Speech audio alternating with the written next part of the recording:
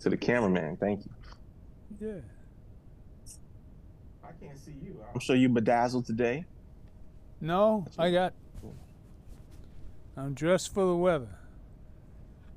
Got short sleeves on. Do I have to cut off your mics? Huh? Do I have to cut off your mics? You need quiet. Oh, okay. No, we gotta be quiet. All right. All right. When you see the video, what's done? One. The video isn't on the screen.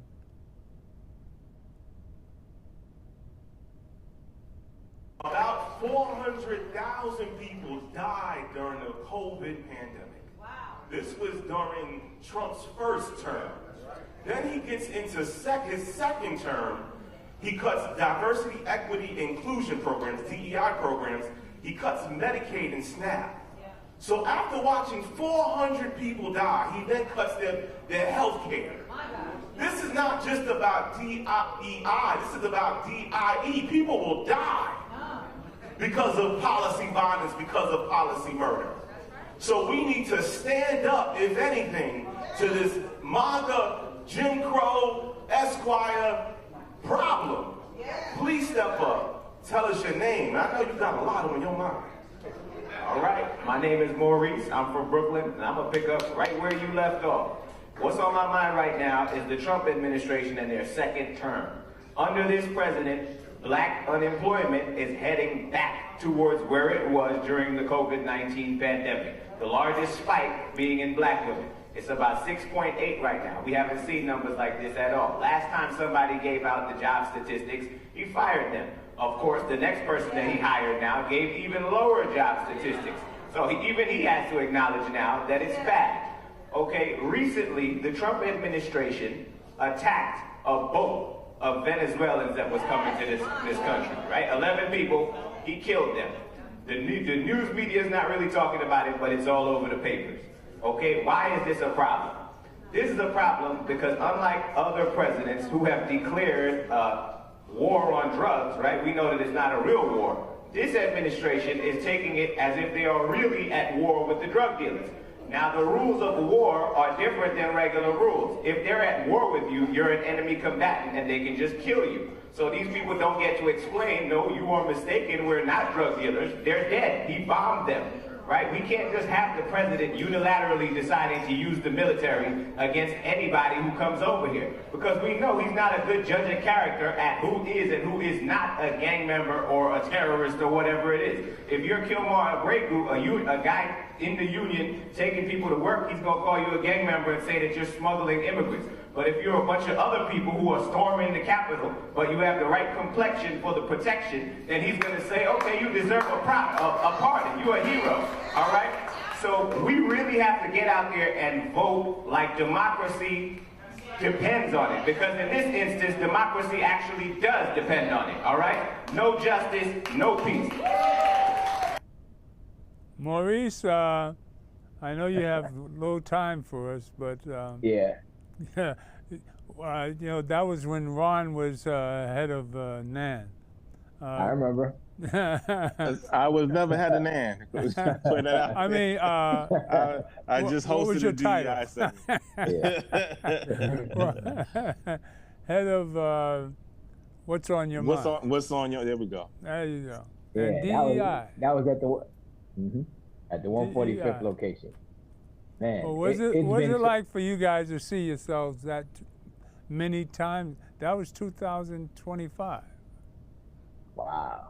Yeah. I can't believe it's been that long already. That was that's a year ago. Right? Now we have Maurice, we're going to talk about what's happening today. Update us on what's happening with this recent killing. And we're going to show the press conference. You know, Okay. give you a little time to give us the short time that you have on us, you know. Right. No problem. You want me to update first, or are you going to show the clip and then you want me to update? How are we going to do this? Update it and then we'll show the clip. All right. So first and foremost, since you just showed the clip of me and Ron, I just want to say how amazing it is from 2025 to 2026 Yeah. was a problem then. What we were thinking of was like, oh my God, he's killing one or two people here and there or whatever. How could he do this? And it was such a big humanitarian crisis. Yeah. If you compare that to all the nonsense that he's doing right now, Yeah. it's like dwarfed in comparison. This moron has unilaterally decided to start a war with Iran, right? Where he's taking our military resources and just depleting them. Like, if you were an enemy of the state and you planned on like how to undermine the United States, it's Yeah. like he's executing the entire that Yeah. specific playbook. Drain your military resources, start pouring funding into stupidness, start a pointless war, drive up the economy, right? Yeah. Drive down the value of the US dollar, decrease black employment, attack all of the things that all the American civil rights and stuff like that. Come on. I Yeah. mean, he's got to stop. And now, since you want to specifically discuss the Nolan Wills case, I mean, this case is just a travesty. If you want to talk about people not doing their job and overlooking the obvious, then that's a perfect example of this case. It's a young man who went to a deserted island with his white friend, all white friends, and this is one black kid. They go to the island together, and he does not come back with them for some reason. Instead, he washes up dead on the shore a few days later. And they claim that he decided to stay on this deserted island by himself without his phone. He just wanted to give them his phone and his keys and said he was going to find his way back. Now, just that story alone doesn't pass the smell test because, Well, number one, who leaves to go anywhere without their phone, right? Can I What were interrupt saying, you Charles? a minute? Do you have Sure. enough time to watch the press conference? Yeah, you can Okay, charge me. let's run that clip, and then I want your analysis afterwards. Okay? Mm-hmm. Just run Yep. 1A, will you? From. I want to let me say at the outset that when I received the word of what happened to Nolan and began hearing what was pieced together, it is clear that this situation must have the most thorough and objective investigation to lead to justice. What we've been told does not make sense. And being that there is lack of confidence in the local authorities, who have already, in my judgment, seemed to have mishandled where it was going, because to just immediately, before a week time, saying there was nothing done wrong, when we hear that this young man was engaged in some kind of argument that was on tape, that his cell phone and keys ended up with one of the people that were there on the island and got away. He was one black with three young white men who happened to end up with his phone, happened to end up with his keys. Then there's just too many questions that they should not be closing the investigation. Now, I'm from Brooklyn, so I'm a little different than some of y'all. I was built different. My nose is out here, my eyes are here, my brain is here, which means some things I could smell before I could see and before I can figure out. This does not smell right. So some people are saying, Reverend, are y'all bringing in race? Well, we're not bringing in race, but we're not discounting race either, because we don't know what it is. So to tell us don't rush to judgment saying it was racist is fine. But then I'm telling you, don't rush to judgment saying it was not racism, because we do not know. We do know what these parents are being told, and what the parents have now shared with us does not make sense. How do you end up a young, promising football player, not in trouble, mother and daddy at home, everything we tell them to do and be, they go on the 4th of July, on the anniversary of this country, going to an island, we're outing with his friends, and the friends come back and he's left there with some story about he said leave them behind. But then by some magic, one of the friends has his keys and his phone. Mind you, his mother tracked down the phone. They didn't voluntarily tell her they had his phone. They didn't voluntarily say they had the keys. So if they had not been tracked down, we don't know if they've ever would have known where it was. Some of this doesn't make sense.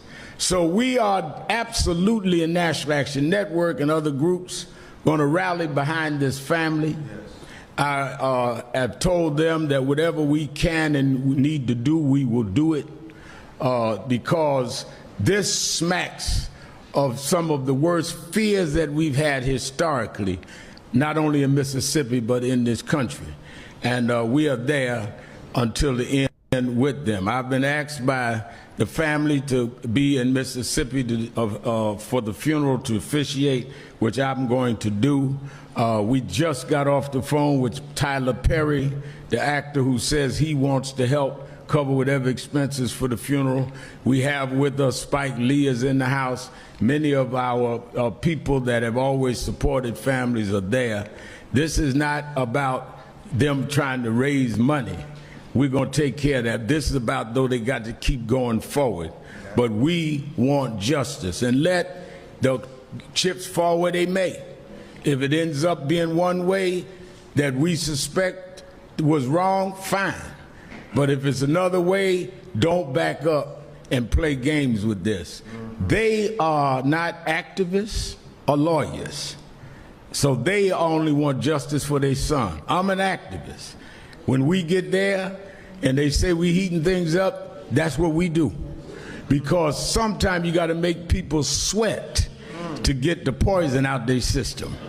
I'm the sweat man. And they are the parents that want to see justice for their son. There you see our crusader. God's put him in charge of murdered spirits. So he's just doing his calling. So what do you think, Maurice? I think that he completely hit the nail on the head. I mean, I couldn't say it better myself. Whenever Rev touches on a topic, you know he's thorough and he hits on every point that needs to be hit on. Yeah. I mean, I just don't understand how you have something that could potentially be a murder. You find a kid's body 7 miles away from the shore. When he's supposed to have left with his friends, they're saying he didn't leave with his friends, he stayed back with the girl. The girl is saying, no, he was supposed to go with the friend. We have tape of an argument or something like that, right? Now they have some other kid that apparently is trying to discredit the tape and saying, oh, no, that wasn't him, that was me, right? But the parents say that their son didn't even know this kid all that well. So we don't know if this is just some friend that the white kids brought up now to try and give themselves an alibi or discredit the evidence that's being held against them. For one, the two things that give me cause for concern in this case are the actions of the victims, number one. No, before the body is even found, they're out here deleting their social media, making stuff private. They don't tell anybody they have the phone. The mother has to use an app to find out that the phone is at their house and that his car is at their house and his keys is still at their house. I mean, you know that there's a manhunt going on for him. You know you have evidence that could be material to that manhunt. And instead, you are withholding evidence. They find the evidence. He lied to the people who came to pick up the phone, trying to act like it wasn't there. Then after they confronted him with, hey, this is where the app says it is, he gives them the phone. Then they ask for the keys, and he lies, trying to say that the keys are not there also. Somebody else comes forward and says, hey, the keys are on your dresser over there. He then gives over the keys reluctant, right? And the police, to me, are leaving too much of a window for them to start getting rid of evidence. They have, one of them has a mother who's a judge, who I'm not saying that, if there's anybody who knows what you need to do to make sure that charges don't stick, it will be the judge. I'm not saying that she is guilty of doing anything like that or anything like that, but I'm saying if the roles were reversed and these were black people doing this and there was a dead white kid, right now, some of these people would be getting charged with aiding and abetting fugitives. These people would be in the interrogation room right away.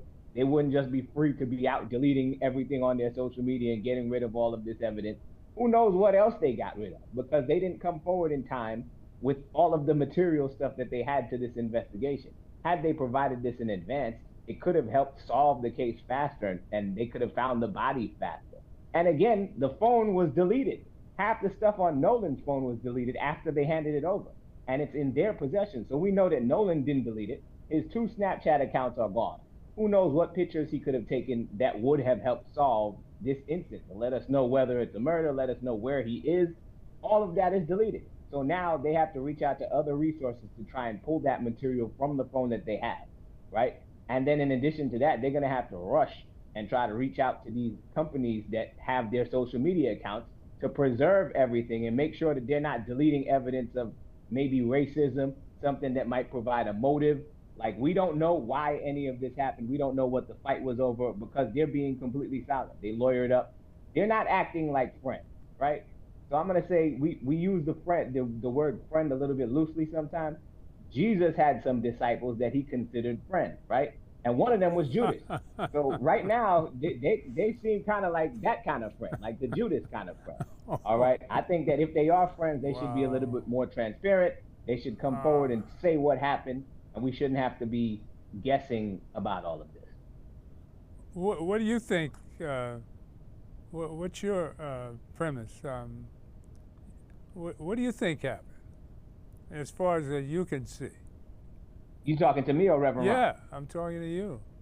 Oh, me again? I have 2 theories of this case, really, based on the evidence we have. Now, they're trying to convince us that this video we saw was not Nolan, right? Yet, I mean, he's from what I can see of the video, there's a kid far away who looks like Nolan arguing with them, saying, hey, what are you doing? Give me my effing phone or something like that, right? Now, that wouldn't be material. It might be believable that's not him if he wasn't found dead and they were not found with his phone.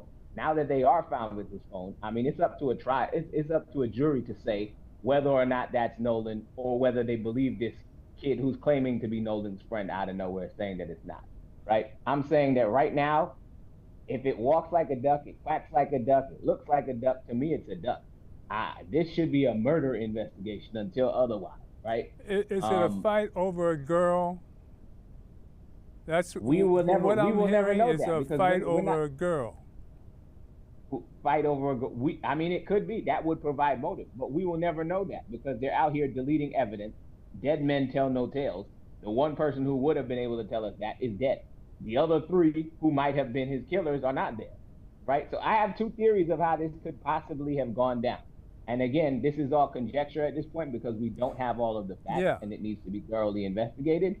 But we see that there's an argument on the island. We see that he's one of like the only black kids on that island. Yeah. It's Mississippi. So you're on a deserted island with a place that's known for having racial tensions and stuff like that.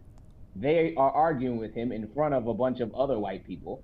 They may have gotten into a physical altercation or something like that. They decide not to give him his phone back. They leave him on that island and they take his phone and keys so he has no way to get off.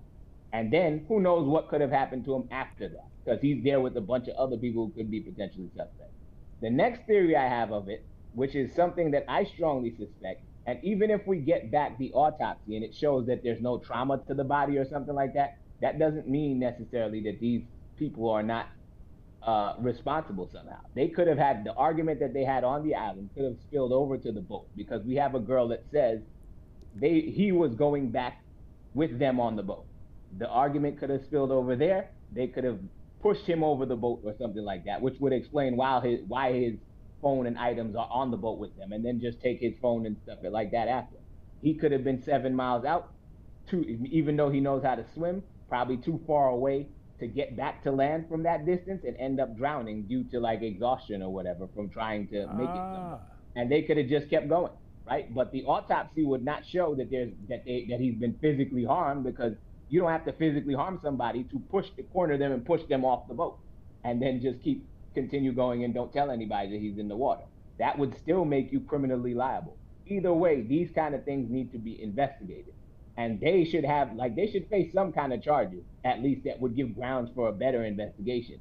If the police wanted to hold them right now, they took pictures of themselves underage drinking. That would give cause to at least interrogate them with regards to that, and then start interrogating them about the real issue that you want to get to the bottom of, right? And I think there's a pathway to that, and I just don't think that they're interested in that in Mississippi, unfortunately. It seems like they're looking for the fastest way to close this case and to just absolve these people of responsibility, even though we know that the case wouldn't be handled that way if the roles were reversed and it was a dead white child and there were 3 black kids that were involved. It sounds like a fight over a white girl, to me. You think so? Yeah, that's plausible. I bet you that's what it is. An 18-year-old, good-looking. He's a good-looking kid. He's only black, and some girl took a liking to him, and these guys were jealous. That's what it sounds like to me. I mean, that would happen amongst a bunch of young dudes. It's quite in possible. Mississippi. For sure. And again, I mean, another red flag. If you're with a group of people, and one of them actually decides to physically take your phone, and you guys are supposedly friends, what kind of friends are those? That should tell you. That kind of passive aggressive behavior. That's the exact kind of people that would harm you. And he seems like he grew up in a loving household and stuff. And he probably wouldn't expect that kind of behavior from people that he considers friends. But just because you consider someone a friend doesn't mean that they look at you in the same light. So, I mean, this case sheds a light on the fact that sometimes we have to use discernment with who we choose to freely associate with and what situations we put ourselves in. A young black man in Mississippi should have reservations about going out in the woods alone. That's right. If he's the only black man, or like out on a deserted island alone, if he's the only black man, or out on a mountain or something like that, mountain climbing or something. Don't do any of that unless you have somebody else there who looks like you. Well, his parents, his mother in particular, she says that she warned him about these circumstances. So he should have been leery of that. But I think the girl took a liking to him and the guys got jealous. That's what it sounds like to me. But the thing that trips me out with that one too is that they're saying he just met this girl that day. Yeah. Is like, you don't know her from anywhere. You're going to stay behind on a deserted island with her and tell your friends, go ahead and take your keys and house phone and phone? No. They either got jealous and took his keys and phone away anyway, or started a confrontation with him, or they had a fight on the boat and pushed him over. That's what I think. All the other stuff, if the stories that they're giving don't make sense, then you look to the explanation that does make sense. Right now, they're not acting like friends, right? So I'm going to assume that they are not friends. Friends do not just start lawyering up before they find your body and conspiring with their judge mothers to delete their social media accounts and hide evidence, right? If you're deleting it, where there's smoke, there's fire. If you had nothing to hide, you're going to be showing people, hey, these are the pictures we took. Here's where he was. Maybe we could find him. Here's the last picture I took of him. No, they're deleting all of those things. And they even deleted his phone. That seems to me like you are guilty, and you do not want any evidence coming out about where you were, who you were with last, because it's going to end up incriminating you. That's the only reason you do stuff like this, right? Sometimes the answer is the obvious. And then again, these police officers should know about like the first 48. If you don't find the killer, or if you don't find a suspect or pin down your suspect within the first 48 hours of the investigation, it becomes so much harder to backtrack and find more evidence and get witnesses who are willing to cooperate and get people who still remember everything, like while it's fresh in their minds. People's memories fade, right? So I just have so many problems with this altogether. I hope that the Mississippi PD and the DA's office down there can do their jobs properly and give this kid his justice, even though he didn't get it while he's alive. Give him the benefit of having a decent investigation. That's right. Well, gentlemen, you want to chime in? So, go ahead, Mr. Graham. No, I was going to say Maurice could work in my major case team. if I'm willing to go back 30 plus Thank you, years. Mr. Graham. Thank you. See, Get him on that Amadou case and all of that. Yeah. well, long before Amadou,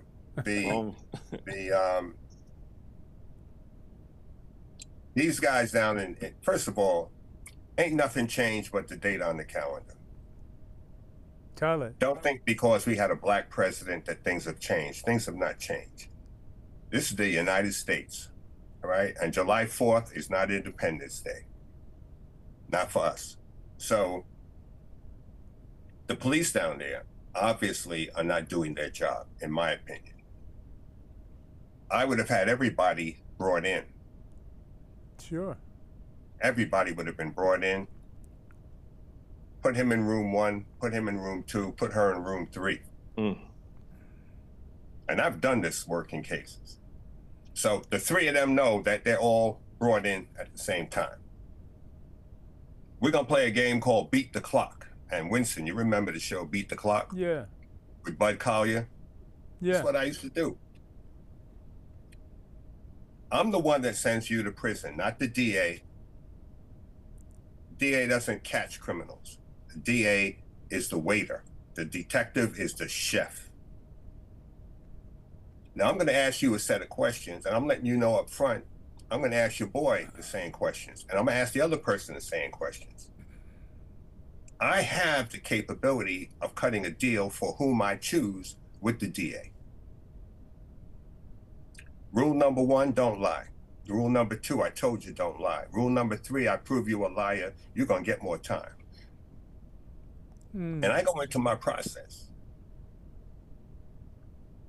Snitches don't get stitches, they get less time. That's what they get. And I invariably will get the truth out of one of the 3 people. Plus the evidentiary material. You cannot delete anything from your phone. People don't know that. You cannot. You cannot see it. But nothing is deleted from a phone. Nothing. It can be retrieved. So if they don't get that information that these kids thought they deleted, then they didn't go to get it. The police didn't go to get it. Mm-hmm. So what should happen, Graham? And also, do things change if they're connected to the judge, one of the kids? Does that change your perspective as an officer with maybe doing all of that?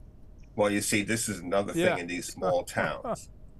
A lot of police officers and sheriffs are political appointments.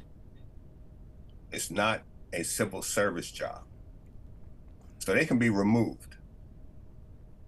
We've seen this before with Tawana Brawley and a judge whose son was the assistant district attorney, who was called a rapist by a Supreme Court justice, Stephen Pagonis. His father was a judge in Dutchess County. We've seen this before in the case where the young man went into the house that was being built, and the man and his son went out there and shot him with the shotgun a couple of years ago down in, I think it was in Texas. Ahmaud Arbery, that's right. Thank you. Shot the young man. And they were friends of the DA. We have seen this 1,000 times. We cannot even say that we want to call in the FBI because you got that cockeyed pelican running the FBI. He's a problem in and of himself. And many of the credible people that work for the Bureau, and I was talking with a former agent just this week, he said, that agency is so jacked up now, it's ridiculous. And you don't have a Justice Department to push for the rights of anybody in this country other than the friends of the demons that are running the country. All right, sorry to interrupt, fellas. I gotta head out, but this has been great. Next time I'll be able to give you the full hour. Thanks for having me on, Mr. All right, Maurice. Yeah. Thank you. All right. Take care. So unfortunately, this is where we are. This young man, even if he had just met that girl, he could have said, here's my number, I'll DM you, boom, boom, boom, we talk later. And as Maurice was saying, sure, he could have been on a boat with somebody and been thrown over. Yeah. I've seen those bodies washed up on the shore in Brooklyn.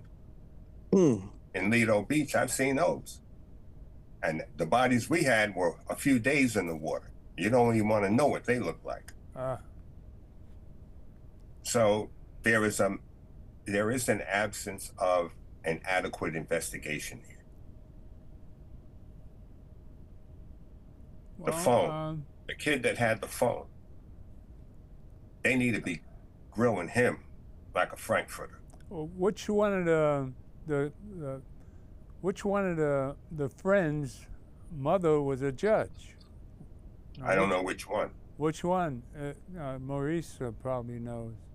But we'll have to get back to this. Maybe we can have Maurice on. Well, the developments will develop during the next week. But I'm going to run item 3, Reverend Sharpton, and we'll get back to this next week with more information. Yeah, Mike, Chris did a walkthrough with the police. So is the concern a shooter? We get threats all the time. I'm not going to not do the rally. Why don't you give me your name? Reverend Alfred Sharpton, chairman of National Youth Movement. We just buried a boy, and the only thing he did wrong was he was born on the wrong side of the tracks. In New York City in the 80s, what we wanted to say, people did not want to hear. Go home, niggas! Go home!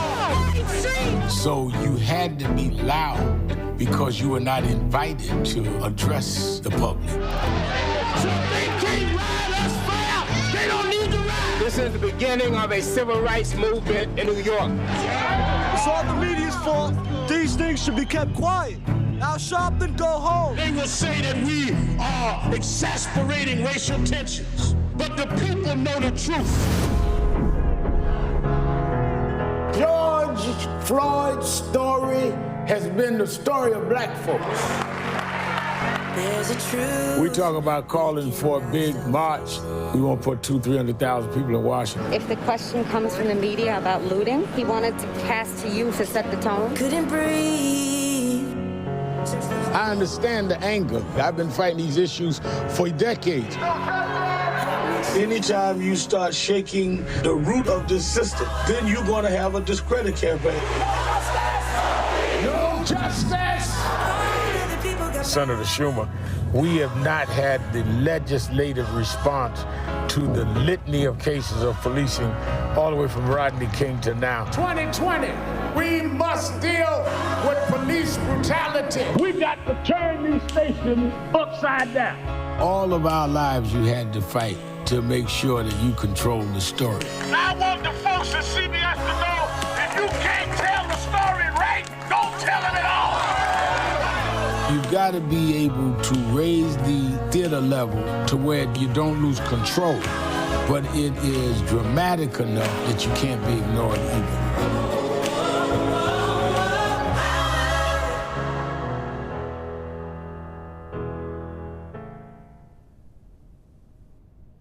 I've been with this loudmouth for 30 years now, and he's always like I always say that God put him in charge of murdered spirits, black murdered spirits, and that's what he's doing in this case, doing his calling. So, Ron, you've been the loudmouth for DEI for 100 weeks, and I wanted to have you back on to explain yourself. What are you doing now? I just want to continue. I know we moved on from the case, but the question was posed, and Nolan had friends, and his friend Warren Cole. Recording in progress. Is the friend that had a mother as a judge. Her name is Ashley Recording Cole, stopped. A Jackson County court judge. And, you know, as we all are moved by this case, that is horrific. It is unfortunate that in 2026, we're still dealing with this craziness. And it's almost as if history loops itself. In 1955, we saw a similar case where Emmett Till, a young child from Chicago, decided to go visit his relatives in Mississippi. And before he left, his mom had to talk to him about the culture in Mississippi. And we know that he went to a Jim Crow South. And unfortunately, during his visit, he went to a grocery store. And after a situation at a grocery store, allegedly, a white woman made some allegations. And 3 nights later, Roy Bryan and J.W. Millen abducted Emmett Till, beat him to death. And what she did was she became a force in the movement. And she not only gave us the blueprint as activists, when we kind of just really do what she did, she was able to amplify the injustice in ways that we had not seen before.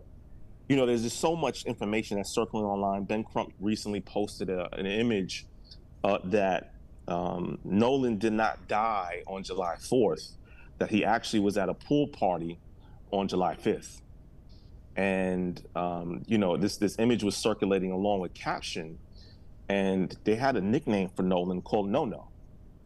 And one of the girls at the party claims that she saw Nolan get beat up and hit with a metal item in his head, and that the mother, you know, screamed for the fighting to stop, and everybody left but Nolan. And then we find Nolan dead. And what is strange to me is really that we see that they had to get the dental records to identify Nolan. And why would they need dental records to identify someone who only had been dead a day? You know, he washed up only 1 day. So we know the situation with the phone and the keys, how they were at his friend's house, and how the mother was able to tag his phone and see how his whereabouts went from one place to another. Yeah. But what I recently saw allegedly is that we know that Colin Kaepernick is paying for the autopsy, and that the body of Nolan has been seen by some folk who work in this kind of work, and they're saying that the body of Nolan Wells looks burnt and it looks beaten. And now they haven't done an autopsy; they're not the autopsy people, but they're saying that there's definitely some harm done, which corroborates with the story of the young woman who posted a picture of Nolan Wells at this pool party. And I am wondering if, you know, maybe we should have another open casket type of funeral. Of where, you know, Mamie Till gave the civil rights movement its blueprint on how to expose what is happening in justice. And one of the things she did was she had an open casket funeral at a Church of God in Christ. And I'm wondering if his body is as beat up as they say that it is, that you cannot even recognize Nolan, then we need to show this to the world. Wow. Yep. As horrific as it might be, because unfortunately we may not be in a time of Jim Crow, but his cousins and family of Jim Crow were still running around, his grandkids. Yep. And we need to, yes, have new ways, but sometimes the old ways work better than what's new. And if you don't know what works now, do what worked in the past. And we need to really take this case to another level, because in this moment, Nolan Wells is not the only one being treated this way in this country at this time. We have ICE killing people in broad daylight. Right. We've never seen this before. We have people being lynched at schools. And this brings me back to DEI, as you say. One of the first things this MAGA 2.0 administration did when it got in office was it decided to take a wrecking bar to DEI.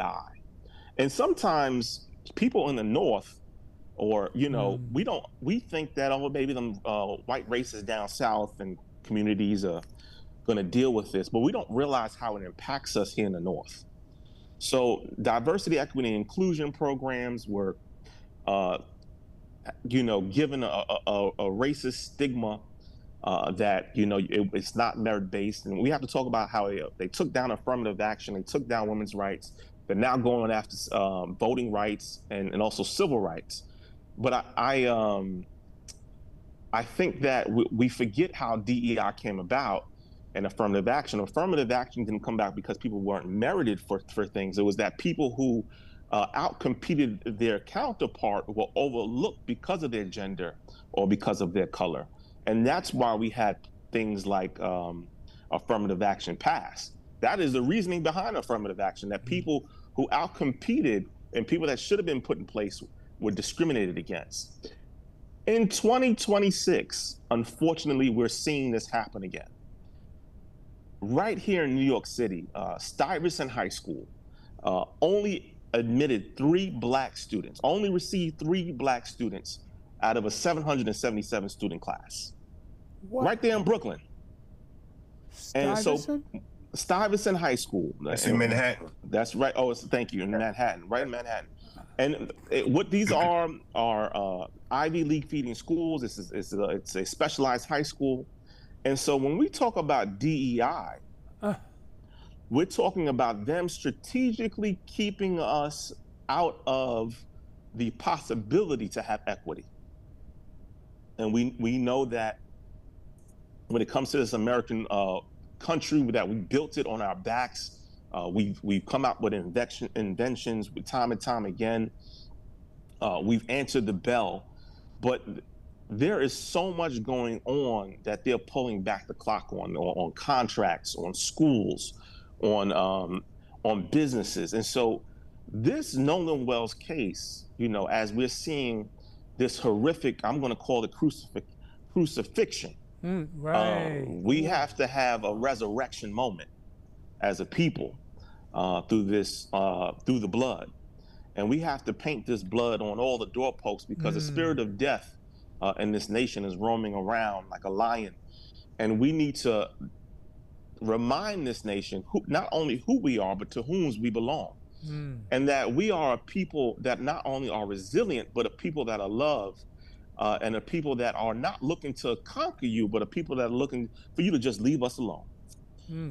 This case of Nolan Wells hanging out with his friends who were a different race than him, and felt comfortable enough to do so in 2026 should not have ended the way it did. And right away you have, I posted something for Nolan Wells just to bring some light to it. And the racist, and I don't even know if they would even classify it as this because it's so normalized today. The comments that I had read are so just in your face. These people are not wearing Klan masks over their head anymore. They are emboldened in this age. So I am saying, unfortunately, with all of the death that we're seeing, that we, the civil rights movement, need to take these deaths and propel it into law. Dr. King, one of the first cases he dealt with was the Emmett Till case, and was able to push for all the things that he did. The Emmett Till case is what pushed the civil rights movement, and we need to not let these injustices that grow so big, widely known, to fall by the wayside. DEI was birthed out of the death of George Floyd. George Floyd died during the pandemic, and there was all of this research that reporters had came out with talking about the health disparities, how Black and brown communities don't receive the same kind of health benefits that white communities get, from the housing to the childbirth rates, to incarceration, to many just different things. And with that, the company said, if this is true, based off the research, we're going to come out with diversity, equity, inclusion programs, and we're going to pour money so that we can close in the gap that historically has been there. And so DEI is not what we proposed, it's what they proposed. And the moment Trump got in, they went back on their word. And so we have to hold them accountable. It reminds me of when they went to treaties, when they came to this country with the natives. And the first thing they did when they got with these treaties is they broke the treaties. They turned their back on the word that they gave. And it almost seems that they gave us civil rights. We had a treaty. They're turning their back on it. They gave us women's rights. Then they turned their back on it. They gave us affirmative action. They turn their back on it. So what is our response? I propose that we do not relegate our politics to one party. We need to we also not only need to have a voice in the Democratic Party, but in every other party, from the Green Party to the Working Families Party to every party that's out there, because the problem becomes our issues are only heard on one side, and that side may be with us or not. But on the other side, we're definitely not heard. So we have to figure out a way to, again, break up this all-boy band on the right side. And then the other issue is the vote. We're watching in real-time voter suppression happening. It was one of the biggest things. We could talk about Dr. King all we want. We all love Dr. King. We all understand that from Dr. King's movement then came others like Jesse Jackson and our leader today, God's servant, Reverend Al Sharpton. And we know that the stuff that Reverend Sharpton is doing, he learned from watching his predecessors do, right? We see right in the clip that you just showed, Bishop Daltrey, a younger Bishop Daltrey, who is still around today, leading the way for civil rights. But I think that we as a people need to wake up and really put our differences aside and get behind something that's bigger than ourselves. All right. Ain't nothing changed but the date on the calendar. Well, I want to run this one item and get your opinion on this. This is on Reconstruction. Run item 4. And, most of us know our country fought a civil war in the 1860s, but less is known about what came afterward, the chaotic, exhilarating, and ultimately devastating period known as Reconstruction. It was a moment of profound change, with promises of citizenship and equal rights for all. One of the greatest achievements of Reconstruction was granting black men the right to vote. In 1867 alone, over 80% of all the black men in the former Confederate states registered to vote. 3 years later, Hiram Revels was elected the first black man to serve in the United States Senate, and Joseph Rainey became the first black United States congressman. Their election paved the way for more than 2,000 black office holders who served at every level of government during Reconstruction. There are not many moments in recorded human history where a group that was so subordinated would, within the space of a decade, actually be integrated into the highest echelons of political society. But the momentum wouldn't last. Black men's access to the ballot box, along with other key rights gained during Reconstruction, were rolled back systematically throughout the South. In 1875, near the end of Reconstruction, the 44th Congress included 7 black House members and a United States Senator. By 1900, only one remained, Congressman George Henry White of North Carolina. By the time George H. White leaves office in 1901, he literally turns the light off on national black political leadership.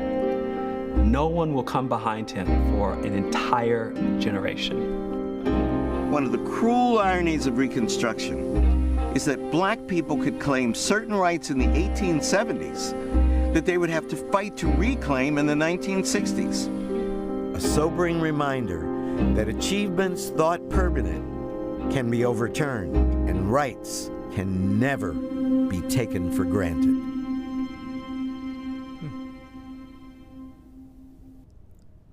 You know, my son was at the Schomburg with me years ago, my youngest, both my sons. And there was an exhibit on the victims of the civil rights era. Joshua was about 8 or 9, and he looked up at me and said, "Dad, this stuff was going on when you were a kid." I said, "That's right, Joshua." He said, "That wasn't long ago." I said, "No, it wasn't." I said, "And in your lifetime, you can go through it again yourself. If our people don't pay attention to what's going on to protect what we've got." And Ron, you talked about the parties, the political parties.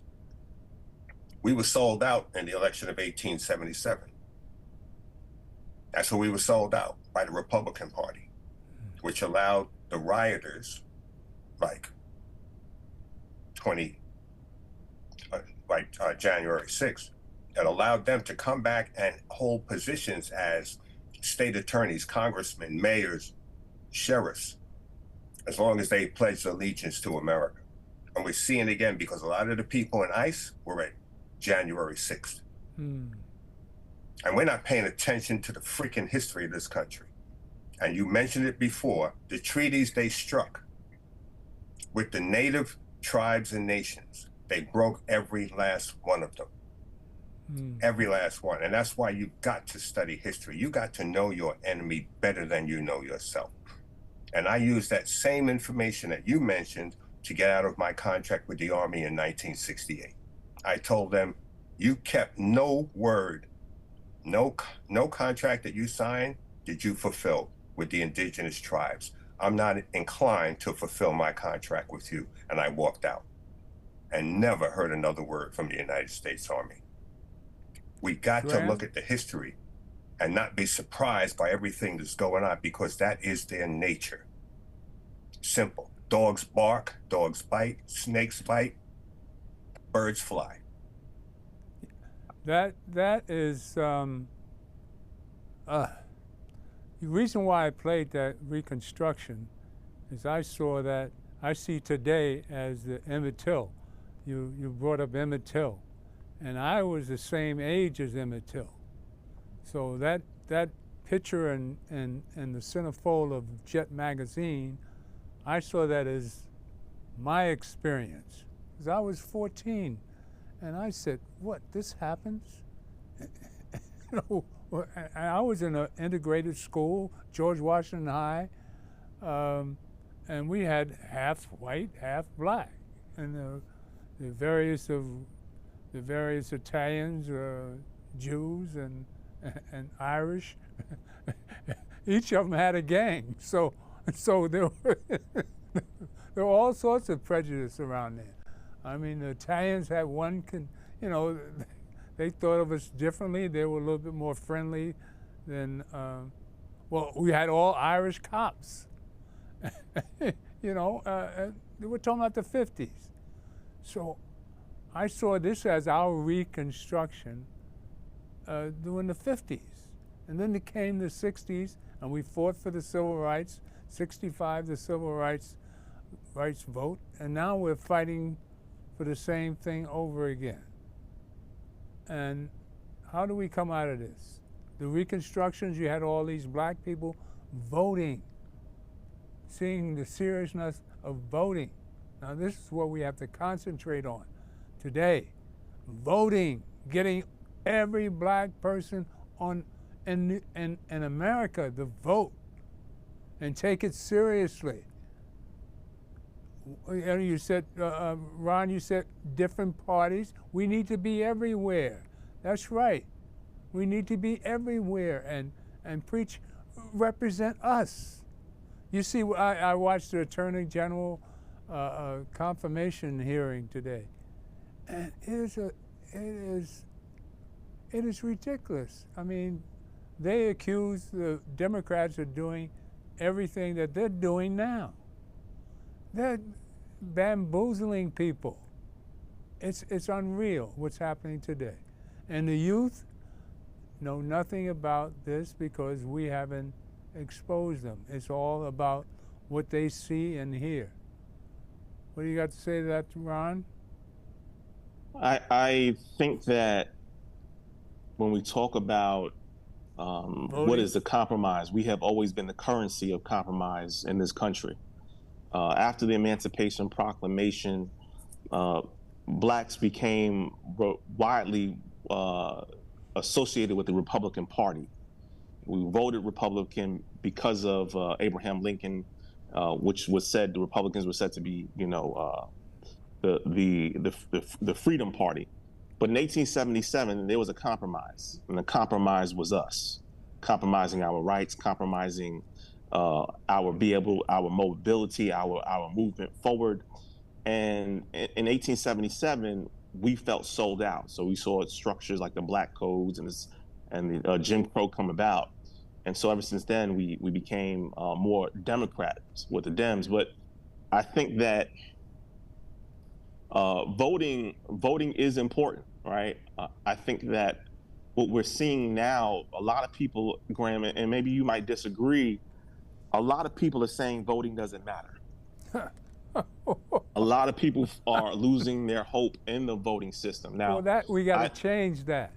We have to change that, but we have, I want to say this, we have done a terrible job of fighting Trump on his conversation that the 2024 election was rigged.